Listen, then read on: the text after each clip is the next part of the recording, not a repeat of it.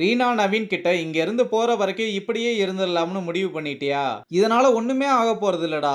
உன் நிலைமை எனக்கு புரியுது. ஆனா நீ இந்த ஹாஸ்பிடலை விட்டு போக மாட்டேன்னு எனக்கு தோணிக்கிட்டே இருக்கு. ஒருவேளை நீ போயிட்டா கூட ரதி மேம் உன்னை திட்டுனதும் எங்க கூட பேசாம இருந்தது மட்டும்தான் உன் ஞாபகத்துல இருக்கும். இந்த மெமரிஸோட தான் நீ வெளியே போக போறியான்னு கேட்க, இப்ப என்ன உங்க கூட சேர்ந்து என்ன பார்ட்டி பண்ண சொல்றியான்னு நவீன் கேட்க, டேய் நீ எங்க கூட நார்மலா பேசினாலே போதும்டா.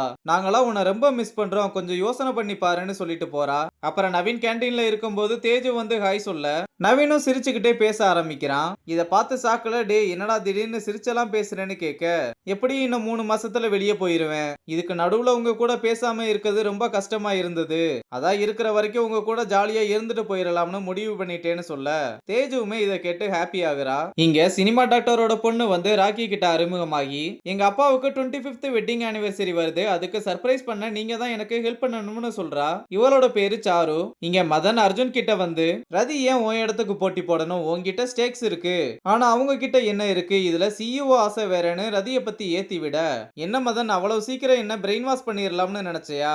அது எங்களுக்குள்ள இருக்க பிரச்சனை, அதை நாங்க சரி பண்ணிக்கிறோம், இதுல நீ தலையிடாதன்னு சொல்லி கிளம்ப சொல்லிடுறான். மதனும் வெளியே வந்து அர்ஜுன் பேசினதை நினைச்சு ரொம்ப கடுப்புல உட்கார்ந்துருக்க, அப்ப தேஜுவும் வந்து இப்பவும் ஒண்ணு கெட்டு போகல, நீங்க ஒரு நல்ல பிளேயரை மிஸ் பண்றீங்க, எதனால யோசிச்சு முடிவு பண்ணுங்கன்னு சொல்லிட்டு போறா. அங்க கட் பண்ணா நவீன் ரொம்ப அழுது குணா கிட்ட சாரி கேட்க, அவனுமே டே அழுகாதரா, நானும் கொஞ்சம் ஓவரா தான் போயிட்டேன்னு 2 பேருமே சமாதானம் ஆகுறாங்க.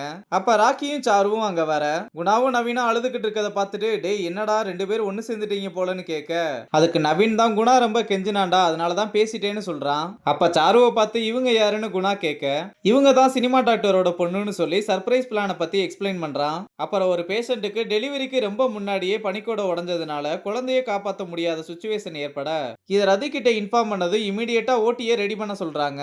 அப்ப ரீனா ரதி கிட்ட அந்த குழந்தைய எப்படியாவது நம்ம காப்பாத்தணும்னு சொல்ல, அதுக்கெல்லாம் வாய்ப்பே இல்லை, இந்த எண்ணத்தை இப்பவே விட்டுடுன்னு சொல்றா. அப்புறம் ஆபரேஷன் பண்ணி அந்த குழந்தைய வெளியே எடுத்ததும் ரீனா அந்த குழந்தைய காப்பாத்துறதுக்கு எவ்வளவோ ட்ரை பண்றா. ரீனா ஆபரேஷன் பண்ணும்போது தடவை ஒருத்தவங்க இறந்ததுனால, அதுவும் குழந்தை இறந்ததுனால ரொம்பவே கஷ்டப்பட்டு அழுதுகிட்டு இருக்கா.